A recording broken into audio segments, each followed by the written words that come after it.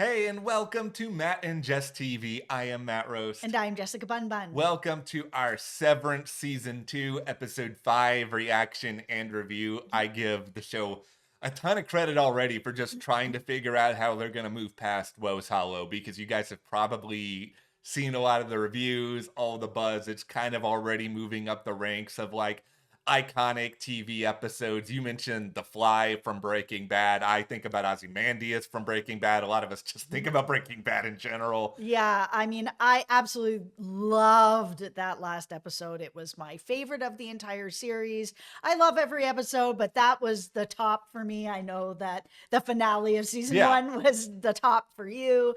Yeah, so going into this episode, I was like, man, are they going to be able to keep the bar nice and high like that? Absolutely, they did. Who doesn't love a fruit head funeral? That is one of the weirdest things I have ever seen in my life. Listen, I have seen some really weird stuff at funerals. For those of you who don't know, I am a former funeral director. I've been to hundreds of funerals and directed hundreds of funerals. I have seen some really weird stuff. I once saw an entire bingo card made of flowers that was like the size of this wall. It was so huge, but I've never seen the melon party turn into a melon funeral, because they definitely love melons on this show. okay, I'm just going to say this right now.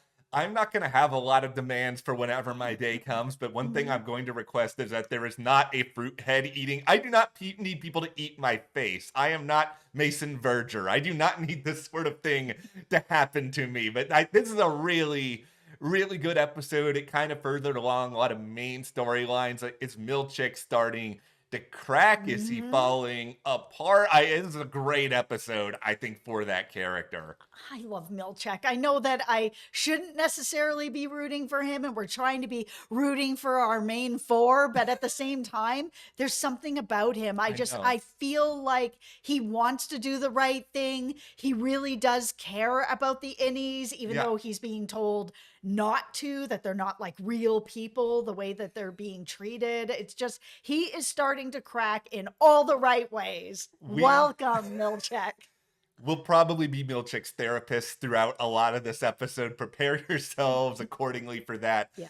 But also, be sure to hit that subscribe button, because we will be here through the rest of Severance. I mean, the end of episode 5 is just the halfway point. Like, there's still a lot of great stuff coming, and we don't want you guys to miss any of that, and subscribing is a great way to help support us here. Absolutely. We're also going to be covering, we've got Yellow Jackets going on here. We got White Lotus going to be going on here. There is so much going on here at the channel. So hit that subscribe button. And if you want to help support us further, join our Patreon. We'll have a link for you below. We are covering The Pit, which is airing on Max over there exclusively, as well as Prime Target, which is airing on Apple TV Plus, is the only place that you can get those reviews. And thank you so much to everyone who has joined. It really helps us. Thank you, guys. We really, really appreciate that. All right. It's performance review time. It's going to be 2 to 6 hours. Anybody out there have a performance review that's 2 to 6 hours? I never have. I've never really had that normal of a job. I guess the closest thing I've had is I worked at Blockbuster Video for like one summer. That is a real dating myself reference here. But did they give you a performance review? No, because I hated it and I didn't stay there very long. The moment I had somebody asking me for the same Bruce Willis movie like 20 times, I was basically ready to flee the scene. I pulled a Miss Cobell. I just drove away really, really fast. I don't drive, actually. I walked away really, really fast. But no, this was a really fascinating look into Milchick and what is going on with him, because I know at times it's felt like he is a little too stringent and a little too monotonous, but then you kind of understand why. That these are people who are coming down at him because he's not using, I don't remember if it was the paper clip or just he was not doing something right with even just the documents. Yeah, and that he's treating the innies as if they are people. And he's going about this in a different way. He even said, I'm not Harmony. I am not going to come down on them. And they were like, you can't treat them like they're people because they're not. And it's just kind of like, what? And we know that Milchick has said in the past, he's like, yeah, I feel like, you know, Irv, I feel like you're Innie and we're friends. Like we have a deeper relationship. You're someone I would consider a friend. And he is considering the Innies people. And that was a really interesting, weird thing to be brought up at all, that you've got people behind the scenes at Lumon being like, you can't treat them that way. You're going into this with more of a work with them with kindness. And that's not what we're about here. We don't want you working with them with kindness. We need you to put your foot down on them. Okay. I'm going to put on a tinfoil hat here because it is time to psychoanalyze Mr. Milchick, because we don't know a ton about him outside of Lumon at this point. He's a motorcycle rider. But that is one. He looks really cool when he's doing it. But also, we've talked about this in the past, that tends to imply, I don't know, a certain rebellious nature. And I think freedom. It alludes to this idea that Milchick may not want to be one of these executives at Lumon, but I think on the outside, I can see him as being somebody who is extremely warm, really friendly, probably has family, somebody that he cares about. This is just all in my head. I understand that. But the idea I'm kind of getting from watching him at work in contrast to this is that he's somebody who wants to exude that warmth and show his appreciation for these people who are working under him. But at the same time, he also really needs this job. And I think that's something that's relatable to a lot of people out there. You may be working in a job that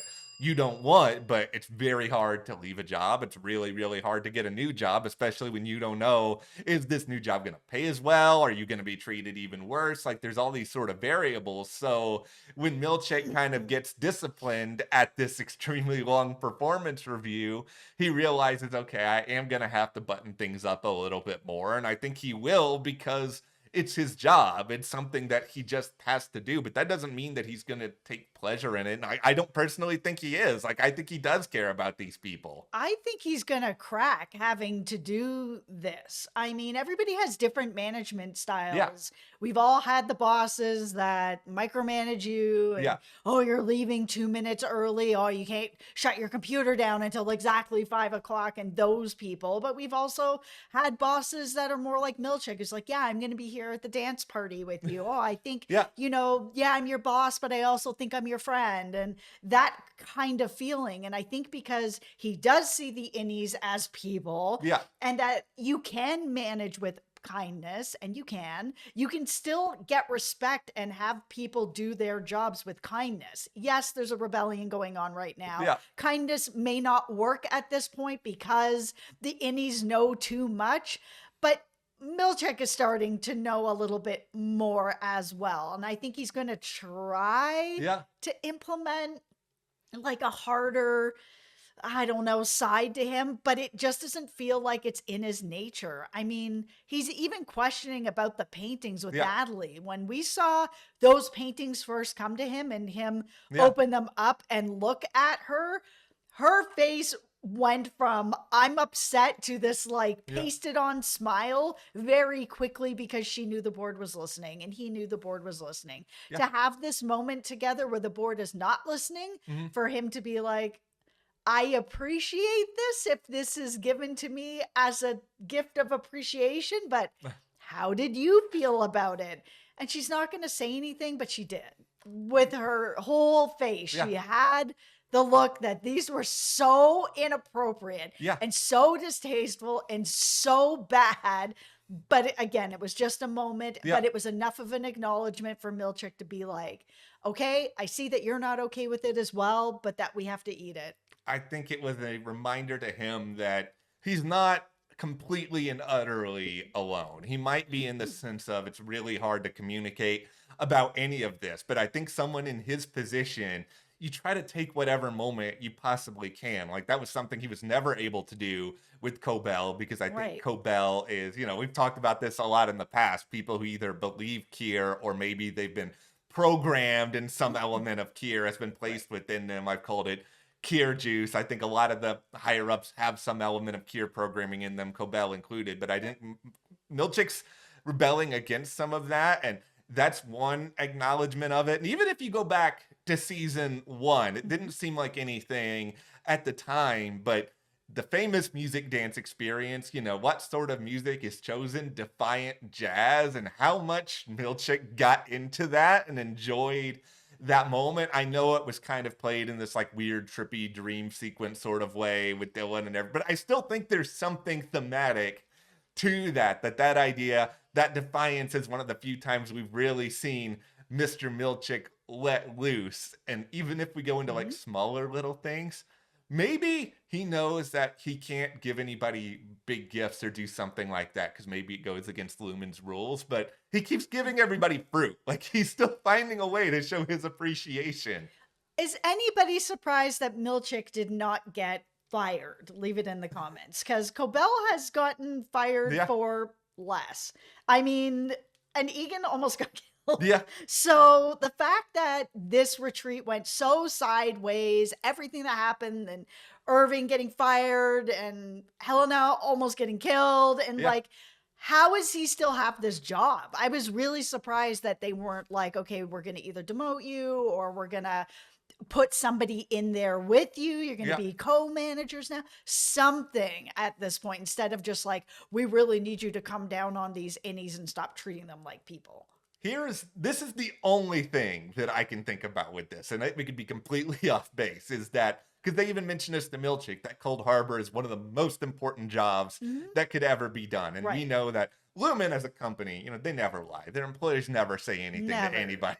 No, they're angels. I just think that if that's actually really the case here, they're already so much like Mark won't work without Helly, and that's been a big thing that's emphasized. Maybe there's just this like innate fear that if we take Milchick out of the equation now and replace him with somebody else, that it's going to be too altering to the system, that Mark's going to struggle to do his job, and maybe that's a component to it. It doesn't seem like Miss Wong is fully ready or capable to take that on. Like nobody really likes or respects her to any extent right now. That elevator scene with Milchick and Mark was so intense. Yes. With that line in between them, and watching Milchick decide to go past that line right into his face to confront him about the idea that Mark has not told Helly that he went to bed with her outie. Like, we know that Helena came in and did this, took over Helly's body. Helly is feeling, obviously very upset that her body was not her own and she was not in control of her own body. And then what has happened to Mark? Mark thought that he was with Helly and he wasn't. So this has happened to him as well. But together, they have not shared that information. Like, Mark has not told her that they have been together. And Milchick kind of being like, how honest have you been with her? Did you have that conversation yet? No? Okay, then. I think there's a lot going on with Milchick in that scene, where I think he's obviously really frustrated about everything else that's going on at Lumon. And I think he needs a vessel to take out some of his frustration. And Mark's already being very defiant with him. And this is one of the few outlets that he can use, and he can sort of go and lay in on to a certain extent. And it's also, I think, him taking out some of his frustration about Helena in particular, that this whole operation was happening, and he had to sit there and take it and accept it, knowing full well that it would end up creating an even bigger problem for him. And lo and behold, it does. Once the truth about Helena comes out, he's the one who has to sit there and clean up the mess. Absolutely. Okay, let's talk about Dylan and wanting the funeral for Irving. We talked a little bit about how weird that funeral was. It absolutely was. I mean, we have this old school computer paper coming out that's, got Irving's name. It's got the Lumon logo on it. It also has a quarter 870 to quarter 882. So that was kind of interesting, I guess, as long as he has been there with the company and with all of this. You've got the weird melon head, all of that. Dylan gave this eulogy. It was so weird. The whole thing was so weird. But Dylan remembers Irving telling him in the last episode, hang in there. And so Dylan goes over to this like affirmation poster, pulls it down, and on the back of it finds this left, left, right, right, left, right, left, right, left, right, to get to this elevator. So is Dylan going to get there? Okay. I have to say, first of all, I loved this entire sequence because it felt like they were hitting all these like really relatable touch points in my mind. The hang in there poster reminded me a lot of, I don't know, I think in elementary school I had this poster with like a cat hanging on top of like a Mhm. tree branch and it said hang in there. And I kind of wonder if that's an Very famous. allusion to that. Yeah, the Irving funeral sign reminded me a lot of the Dwight Schrute "This is your birthday" period. It is your birthday. Like that all came up, but then the left, right. I kept thinking A, B, select, select, start, because that was a very classic like Nintendo password back in like 1992. Yeah. I think there's all these little allusions that are sort of dropped in here, but I think the real ramification, and I think what's so interesting about everything right now is that Irving clearly on some level realized that there might be something that could happen to him. And Mhm. with that in mind, he made sure that there would be a way that somebody would be able to kind of pick up on some of his work in the event something did happen to him. Like, I don't necessarily think he went into Woe's Hollow, any Irv, and kind of was like, I'm going to blow up this whole operation or anything like that. Like, I don't think that was on his mind. But I think he always had a contingency plan because I think Irving is pretty smart. I think Yes.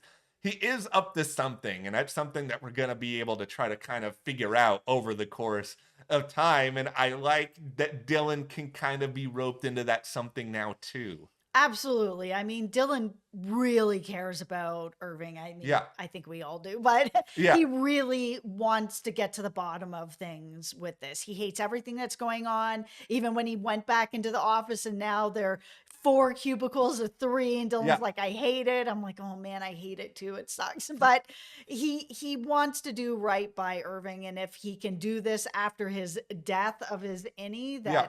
he can get some answers. Let's get some answers. We'll talk about Audi Irv in just a second. I will say this about Dylan and where we are with that, because this is Milchick, I think, continuing to struggle with sort of the power dynamic of his affection towards Dylan versus what the Mhm. company wants to do. Mhm. He kind of hints in this episode that if Dylan doesn't do what he wants, and certain privileges are going to be lost. So Yeah. I think the idea that Dylan may not be able to see, his Audi wife anymore, I'm Mhm. sure that's going to be something that's hovering, and I'm going to be really interested to see what matters most to Dylan. Is it Mhm. following up on Irving, or is this opportunity to actually experience some of his Audi's, real world? Or is he just going to be able to kind of pull his emotions back and realize that he needs to play the game Yeah. to be able to see his Audi wife, but play the game so that he can have a little more freedom where he's going to actually be able to follow up on Irv. I think he's going to try to find a way to do both. It's going to be tricky. I think he's more than capable of it. And Yeah. I think that what's going to be really fascinating for him is, of course, can he find any other point of contact with Irving? Because we Mhm. know, based on what Audi Irv had going on in this episode, there's some really interesting stuff going on. We see him at the phone booth again, and this is, not the first time we've seen that this season, but Yep. he specifically mentions in this phone booth conversation that they fired me and that he thinks he thinks that they knew what his Annie was up to. Yep. I don't know if that's necessarily fully the case. I think he's making some pretty broad assumptions about his Annie, but we've all kind of wondered, okay, who is he talking to? It definitely feels like it's somebody who does not have a lot of inside information on Lumon outside of him for now. Yeah, I mean, he really is seemingly trying to relay information from what's going on the inside to somebody on the Yeah. outside. That's something we'll all kind of have to process. There's like a ton of different Irving theories out there about it. Yes. What I want to focus on now, though, is our guy Bert, who has shown up again. We're kind of finally starting to figure out what's really going on with him, and that apparently this whole Irv showing up at his door has caused some marital woes for Bert on the outside world. Yeah, so he is married to someone named Fields. Yeah. Him and his husband are inviting Irv over to, I guess, get his information as they can, Yeah. figure out what is going on.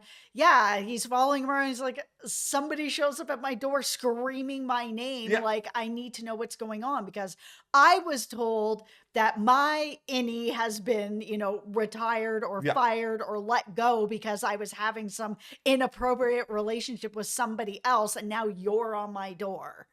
I think if you're Bert and you're in this situation, you're probably trying to figure out a lot of, okay, what was true, what was not true, how could I actually really deal with this? Because he's probably in this complicated situation where he feels, at least consciously in his outie mind, that, okay, I'm in this great marriage. You did just ruin my trip to Wisconsin or wherever it was. Yep. And I think he's wanting to get answers in some sort of shape or form. I think what's going to be interesting for Bert, though, is that we don't really know enough about him on the outside world for us to think, okay, if he thinks that he was lied to or he wants more answers, like, what is he going to do about it? Like, he may just not be that gung-ho of a person, and that's okay. I'm not expecting every single person in Severance is going to try to stage the Great Lumon Rebellion. I think it's going to vary a lot based on people. He may just really want to know, like, if he got let go because he was having this relationship with somebody else, he might want to know what that relationship was and why he would have this relationship or how deep this relationship was.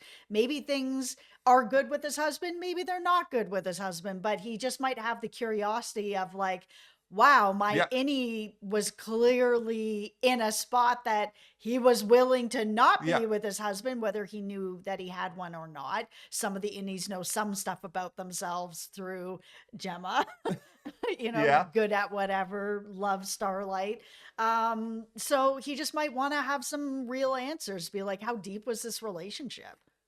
I think the big thing with Irv now is that it's pretty clear he's not on some big cruise that's far away. I don't think anybody actually expected that was going to be the case. No. But even though he's not in any form seemingly there anymore, he's not giving up on whatever it is he's trying to pursue here. I think the big reason to go to this dinner, like, I can't assume it's going to be a fun time. Like, you're going to see somebody who your innie may have loved with their husband, and you're bringing, I don't know, something to drink. It doesn't seem like it's a great hang. It feels like he has an opportunity here to get information, and that's really what he's going to be after. Yeah, I think Irv is looking for information. We know that his outie has all these paintings, had this, chest that was filled with information, maps, names, all kinds of stuff.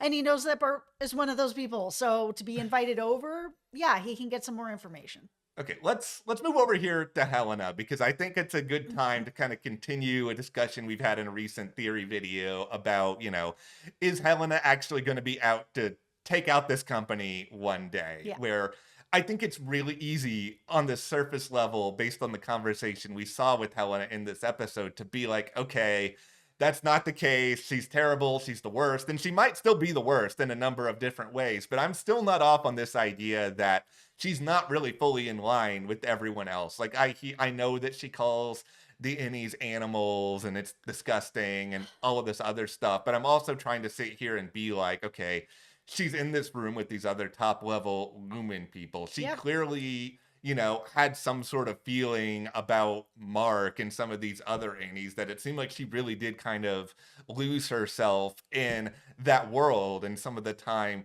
that she's out there. And I mean, a really good example of this is that scene where she laughed at the whole Dieter story that Milchick was telling. I've seen some comments out there that were kind of like, oh, she was just pretending because she was pretending to be Helly. And I've seen Britt Lower talk about this, and she has basically been like, no, this has more to do with the idea that she's getting an opportunity to really vocalize more of how she might really feel about this. And maybe it will be interpreted as, oh, this is just Helly being Helly, but it's deeper than that. So I still don't think that she is fully in lockstep with what Lumon and the company wants, but I think she's in this delicate position where she's repressed and she can't really speak out about any of this, because if she does, then she loses her power. She may not be able to ever find a way to kind of deal with whatever sort of loneliness that she has going on the inside.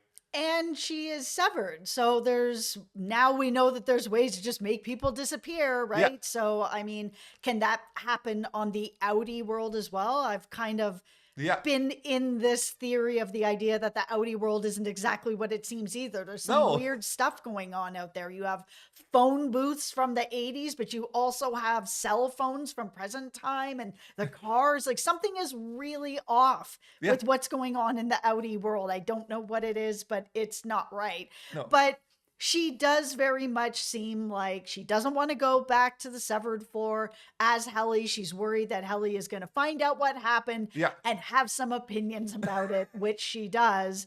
And we know that Helly has tried to kill her. So of course she's worried. She's like, nope, I'll just go back in and pretend to be Helly again. They're like, we can't risk that.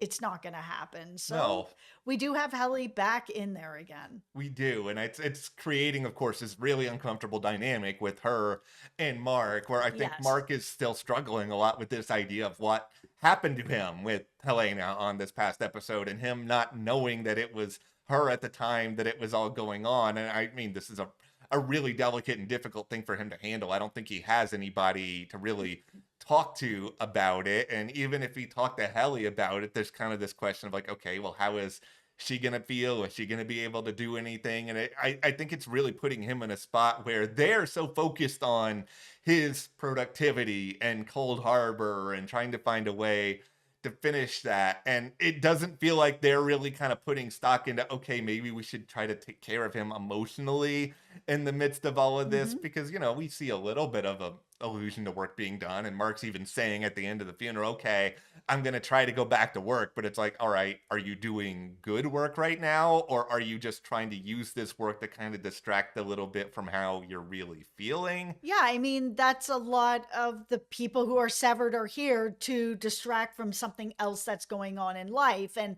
now the innies are having similar problems where they're having really serious things that are happening. And their innies are no longer distracted by work, even though he's like, yeah, I'll just try to go back. You know, I'm 81% there, finishing Cold Harbor. Let's just keep on keeping on. But now he's also dealing with that his Audi is trying to, you know, reintegrate everything. And he's starting to hear Gemma, you know, oh, your Audi can roller skate with Grace. I'm like, man, I have 2 pairs of roller skates and I definitely cannot roller skate with Grace. So in fact, someone needs to come over here and just take my roller skates from me. Hey, I'm so bad at it, but I always wanted to be. You are a master compared to me. This is a true story. I don't know if it's because I have mild cerebral palsy or not, but when I was about 15, I had to go do some balance training. They like sent me to the primary school where like the 5 or 6 year olds were, and I was having to do all these balancing exercises. I was told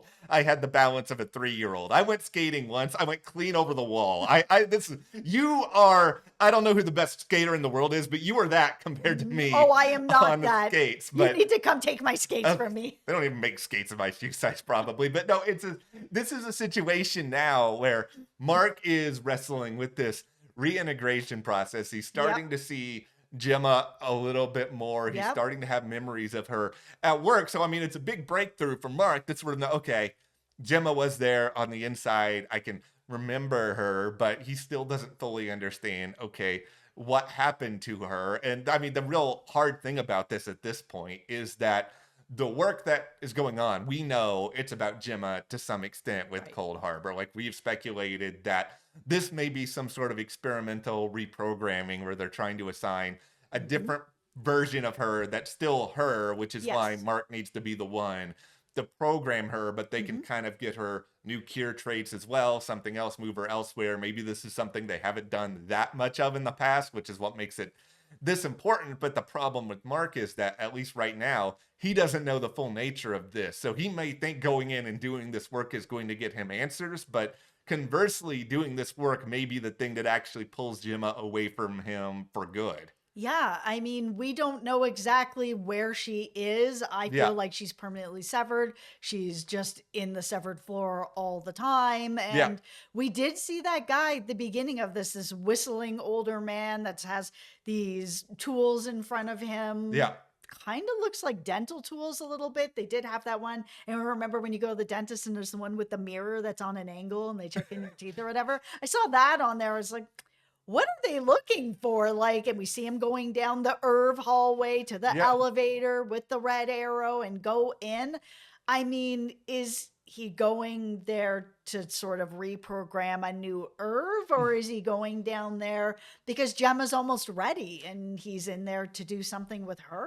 I think, yeah, both of those are very viable. Like, there's a lot of interesting theories that are going to come out of just these first couple of minutes alone. Where I am right now with it, and I'll just put a tinfoil hat on for Mhm. this, is that I think they're trying to create somebody new to go into macro data, and so that they can have a 4-person team again. And, we saw some other people at the start of the season that were supposed to work with Mark, but it didn't seem like Mark meshed with any of them. So they may be trying to figure that out. Like, I was stuck on those tools for a little while, trying to kind of figure out what that means. I did think dental tools as well. I Yeah, am they look like dental instruments, especially that little mirror. like, I try to take really good care of my teeth, but I also have a very bad dental phobia. So it was just like seeing a lot of that was just making me nervous. I was paying a lot of attention to the whistling that was going on here, Mhm. because this is like a song that is out there. It is a Gordon Lightfoot song from Mhm. like the 1970s. And like, I Yeah. even wrote it down, like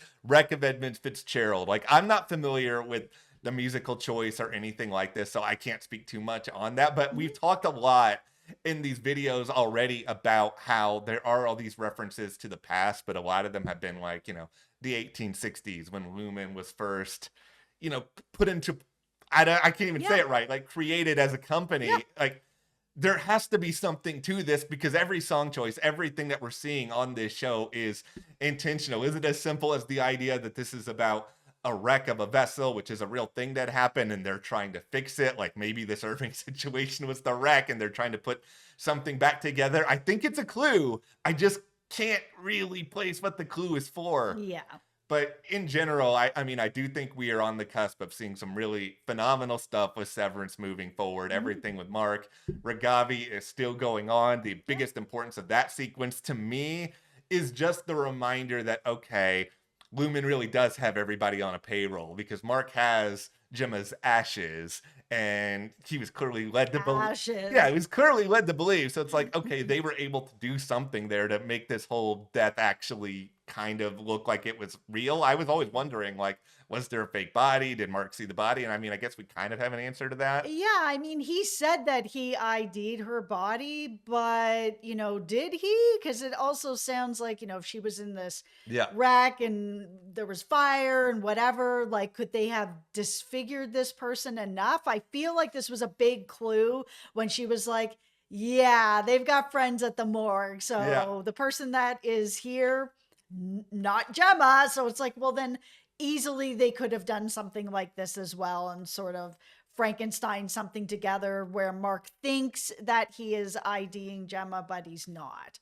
There was this time on the blacklist when Liz Keane, quote unquote, died, and they sort of found this way to Right. make it look that way for a little while. I'm not saying everything on the blacklist is actually applicable to real life, but maybe that's a little bit of what's going on here. But I do think that we are set up now for the next half of the season to be really, really intense, especially if Milchick continues to kind of slowly go down this road. I don't think it's that crazy that he and the Innies could actually team up and try to find a way to overthrow all of Lumen, which to me would be the greatest thing of all time. Yeah, I just don't know if Milchick putting his foot down is going to be enough to keep everybody in line. I know that he's basically like, I have your secret, Mark, and if Yeah. you're not going to tell her, then I'm going to hold this over you. Maybe it'll be enough for Mark to go and just talk to Helly and be like, okay, we just need to get on the same page about this because Milchick is doing this. Well, let us know in the comments what you guys think is going on with Milchick, and hit that subscribe button so you don't miss any more Severance reviews, Mhm. theories, all the good stuff we have here. And you can support us further by joining our Patreon. We have a link in the description there where we are covering exclusively, like Jess said, both The Pit on Yeah. Max and Prime Target on Apple TV Plus. Thank you guys so much. We'll see you here next time.